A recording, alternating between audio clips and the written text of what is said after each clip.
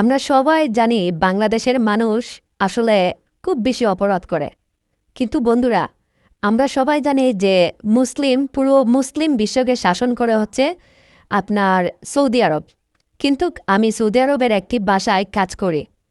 এই বাসার এমন কিছু কাজকর্ম হয় যা আপনারা কখনো বিশ্বাস করতে পারবেন না। সৌদির আমি আমার জীবনে ঘটে যাওয়া একটা বাস্তব জীবনের ঘটনা তোমাদের সঙ্গে শেয়ার করতে যাচ্ছি। কফিল, আমি যেই বাসায় থাকি, আমার মালিক কফিলের কিছু কুকীর্তি ঘটনা আজকে আমি আপনাদের সঙ্গে শেয়ার করতে যাচ্ছি। হ্যালো আমার প্রিয় ভিউয়ার্স, তোমরা সবাই কেমন আছো? বন্ধুরা, আমি সবসময় তোমাদের জন্য নতুন নতুন গল্প নিয়ে হাজির হই, যাতে তোমরা অনেক বেশি মজা পাও, অনেক বেশি আনন্দ পাও। ঠিক তেমনই আজকে তোমাদের মাঝে একটা নতুন স্টোরি নিয়ে হাজির হলাম। তাহলে চলো বন্ধুরা, শুরু করি। বন্ধুরা, আমার বাড়ি ছিল বাংলাদেশের একটি প্রত্যন্ত গ্রাম অঞ্চলে। আমি আসলে খুব অভাবী একটা মেয়ে ছিলাম। আমি খুব দরিদ্র। আমার মা বাবা, আমার পরিবার ছিল খুব দরিদ্র। আমার বাবা কৃষক, তিনি মাঠে কাজ করতেন, ধান ফসল ফলাতেন। আর আমার মা ছিলেন একজন গৃহিণী। সে প্রচুর পরিমাণে আমি দেখেছি মানুষের বাসায় কাজ করত, আবার মাঠেও কাজ করত। তো যাই হোক বন্ধুরা, আমি ছোটবেলায় স্কুলেও পড়াশোনা করেছি। ক্লাস 8 পর্যন্ত পড়াশোনা করে পরে আর টাকার অভাবে আর পড়াশোনা করতে পারি নাই। আসলে আমার পরিবারে কোনো ভাই ছিল না যে আমাদের পরিবারের দায়িত্ব নিবে, পরিবারের হাল ধরবে, এইরকম কোনো মানুষ আসলে আমাদের ছিল না। আমরা ছিলাম 2 বোন। আমাকে নিয়ে আমার মা, আমার বাবা, তারা প্রতিনিয়ত প্রায় টেনশন করত, চিন্তা করত কিভাবে আমাদের সংসারটা ভালো চলবে, কিভাবে আমরা দুবেলা দুমুঠো ভাত খেতে পারবো। আমাদের দেশে অনেক মানুষ আছে যারা ভাত খেতে পারে না, তাদের পেট ভরা, সেই তারা খাবার নষ্ট করে কুকুরকে দেয়। আর কিছু মানুষ আছে যারা আসলে খাবার পায় না, খাবারের অভাবে তাদের সংসারটা টিকতে পারতেছে না। এইরকম কিছু সংসার আছে যে দুবেলা দুমুঠো খাবারের জন্য যে তারা কতটা পরিশ্রম করতেছে, কতটা কষ্ট করতেছে, সেইটা আপনারা জানেন না। তো বন্ধুরা, আমার যখন বয়স মোটামুটি ভালোই চলতেছিল, ঠিক সেই সময় আমার এক দালালের মাধ্যমে আমি সৌদি আরব আসি। এবং দালাল আমাকে বলেছিল বাসার যে কফিল মালিক, তারা ভীষণ ভালো, এবং আমি শুধু বাসায় রান্নাবান্না করব, থালা বাসন পরিষ্কার করব। তো আমিও ভাবলাম যে দেশে তো কোনো কাজ নেই, গার্মেন্টসে অনেক চেষ্টা করলাম, ঢুকতে পারতেছি না, তো বিদেশে যাই। বিদেশে গিয়ে কয়েকটা বছর একটু কষ্ট করি। এরপর বন্ধুরা, আমি একদিন একটা দালালের মাধ্যমে আমি তো বিদেশে আসলাম, সৌদি আরব। আমি ভেবেছিলাম এই সৌদি আরব কত স্বপ্নের একটা দেশ। আমরা কত আশা করি, কত কত স্বপ্ন দেখি যে আমরা ইনশাল্লাহ একদিন সৌদি আরব আসব। তো বন্ধুরা, এইখানে আমি আসলাম, আমার আশা পূরণ হলো। আমি অনেক খুশি এখন। প্রতি মাসে আমি কাজ করব এবং মাস শেষে আমি আমার বেতনের টাকাটা আমি বাড়িতে পাঠাতে পারবো। সেই টাকা দিয়ে আমার মা বাবা, আমার পরিবার খুব ভালোভাবে চলবে। আমাদের সংসারটা খুব ভালোভাবে, খুব সুন্দরভাবে চলবে। কিন্তু বন্ধুরা, মাস শেষে আমি টাকা তো ঠিকই পেতাম। আরবরা যারা আছেন সৌদি আরবে, কফিল আবার মালিক কখনোই টাকা আটকাতো না।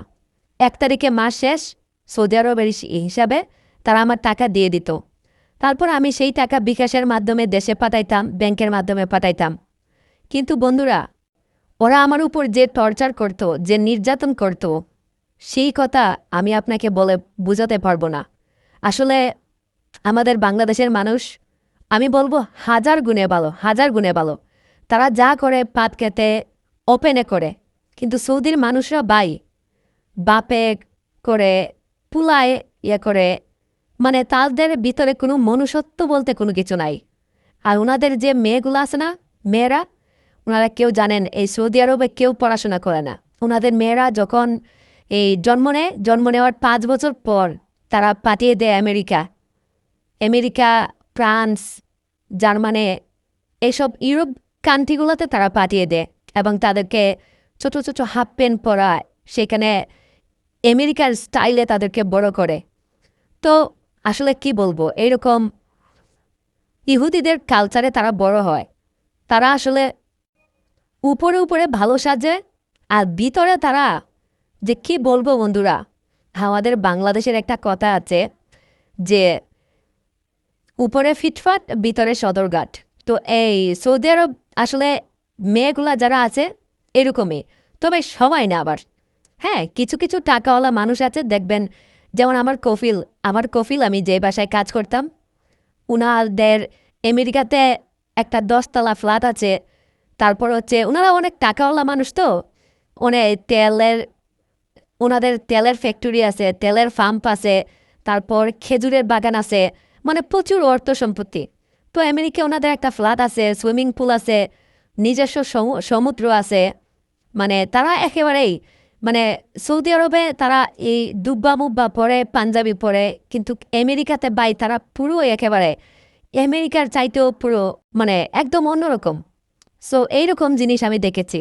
আর তারা বাংলাদেশ এবং ইন্ডিয়ার এবং মায়ানমার, বিশেষ করে পাকিস্তানি মেয়েগুলা তাদের বাসায় এই বুয়াদের কাজ করে, আয়ার কাজ করে, রান্নাবান্নার কাজ করে। আমি যেই বাসায় কাজ করতাম এখানে আমি ছাড়াও আরও বেশ কিছু মেয়ে ছিল। এখানে মায়ানমারের মেয়ে ছিল 2 জন, তারপর হচ্ছে ইন্ডিয়ান মেয়ে আছে। আমাদের সবাইকে তারা টর্চার করত।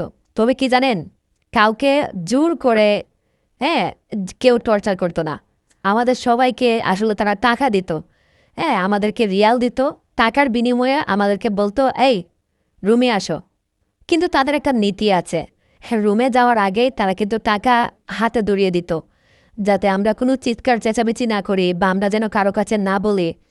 তো সৌদি আরবের মানুষের এই একটা নীতি দেখলাম। আসলে আমাদের দেশের মানুষ কি জানেন, এই বড় বড় লোক যারা আছে তারা দেখবেন কন্ট্যাক্ট করে আবাসিক হোটেলে নিয়ে যাবে, না হলে বন্ধুর ফ্ল্যাটে নিয়ে যাবে।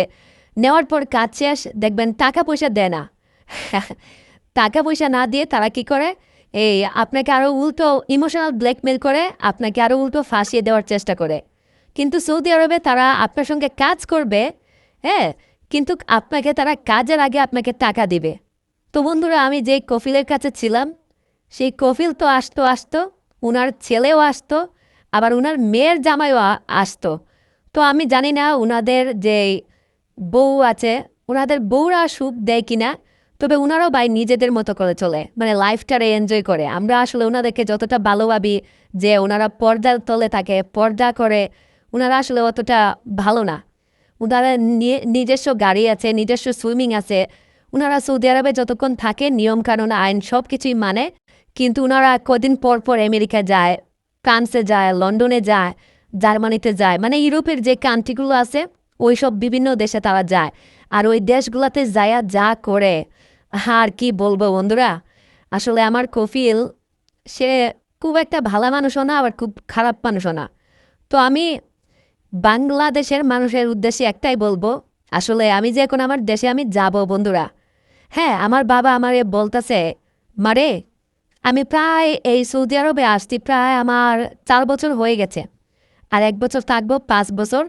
তো আমার বাবা আমারে ফোন দিয়ে বলতেছে আমি প্রতি মাসে অনেক টাকা বেতনও পাইছি, যেমন বাংলাদেশি টাকায় আমি প্রায় 40,000 টাকা প্রথম বেতন পাইতাম, এখন প্রায় 50,000 টাকা বেতন। তারপর দেখা যায় ওই যে কফিল আসে, সে আমাকে মাঝে মধ্যে এই সৌদির যে রিয়াল দিতেছে, তারপর হচ্ছে কফিলের সেলে আইতাছে মাঝে মধ্যে, আর আমি একটু ফ্রেশ হয়ে সাজুগুজু করে থাকতাম। তো আসলে বন্ধুরা, আমি যে গরিব ঘরের মেয়ে, আমারও দেখলে কিন্তু বোঝা যায় না। আমি সবসময় একটু গুসল উসুল করে মুখে ফেস ওয়াশ দিয়ে, তাছাড়া একটু জিম করতাম, ক্রিম টিম মেখে রাখতাম। তো আর আমারে কফিল খুব পছন্দ করতো, আমারে বলতো এ লড়কি বহুত সমাজদার লড়কি হ্যাঁ।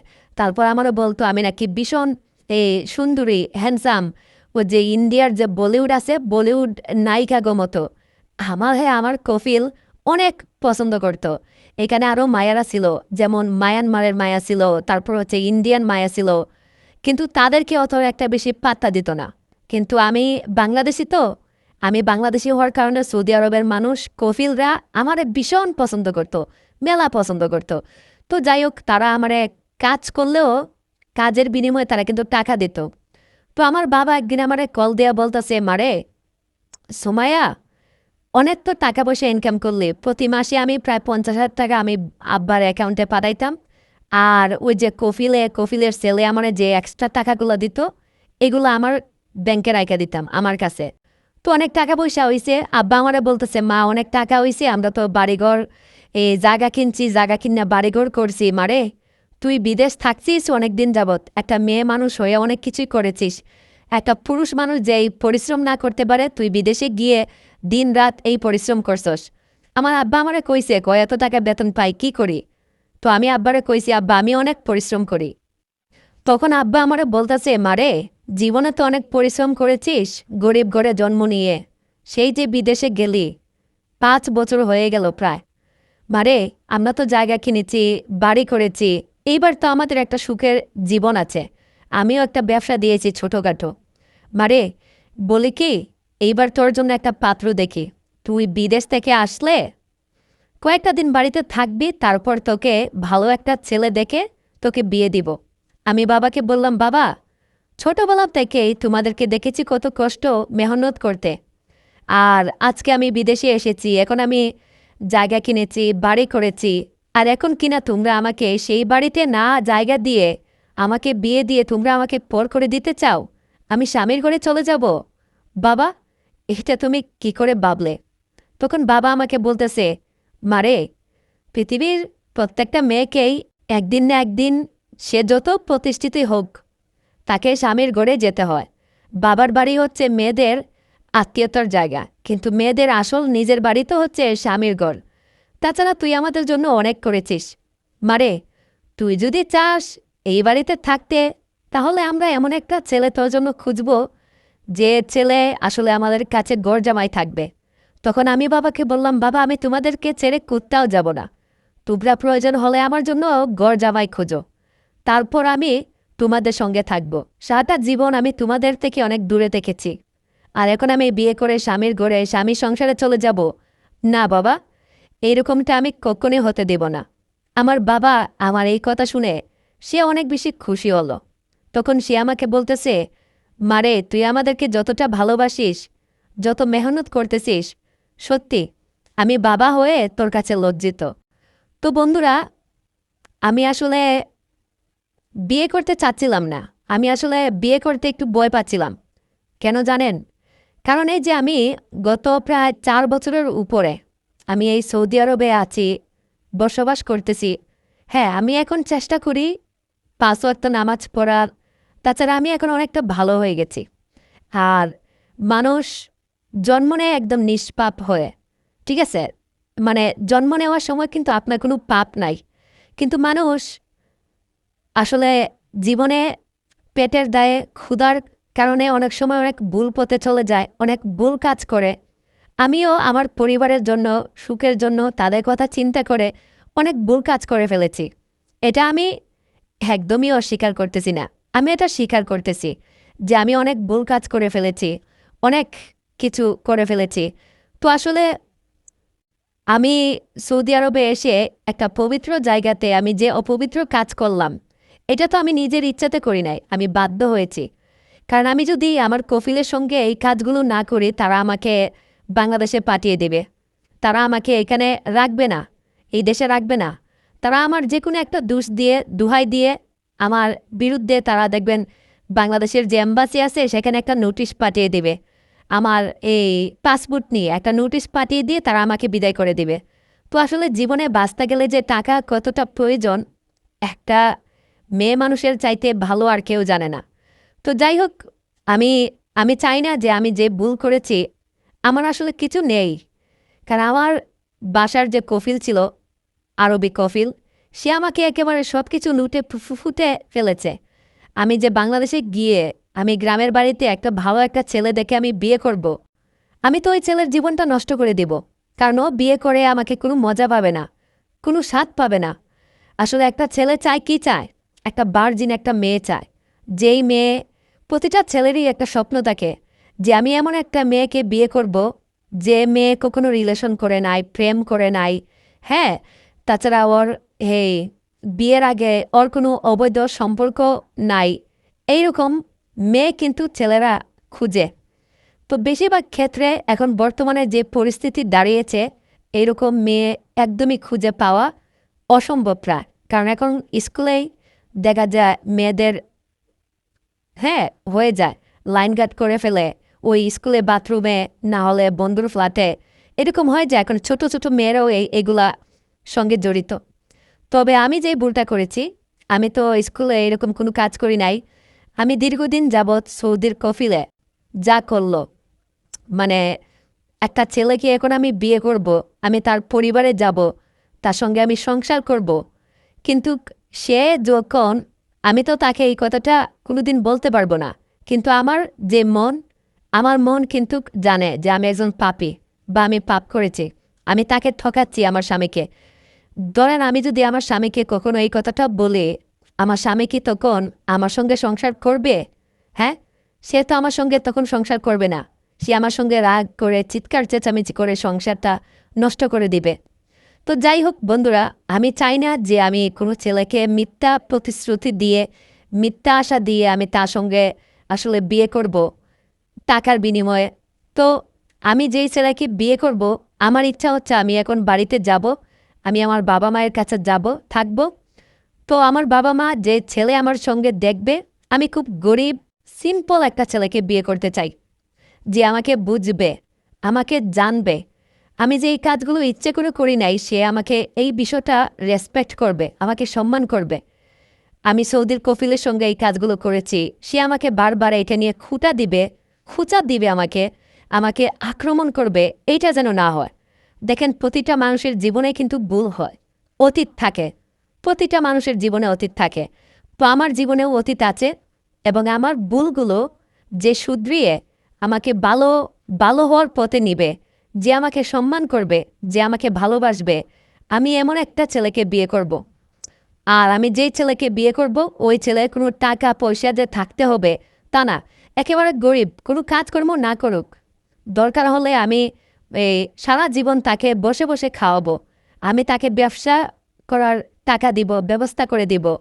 তো আমি এমন একটা ছেলেকে বিয়ে করতে চাই যে আমি তাকে সব কিছু বলতে চাই, কারণ আমিও অনেক জীবনে ভুল কাজ করেছি, কিন্তু আমি যাকে বিয়ে করব আমি তাকে ঠকাতে পারবো না। তো বন্ধুরা, আপনারা কি এমন কেউ আছেন যে আপনারা আমাকে পছন্দ করবেন?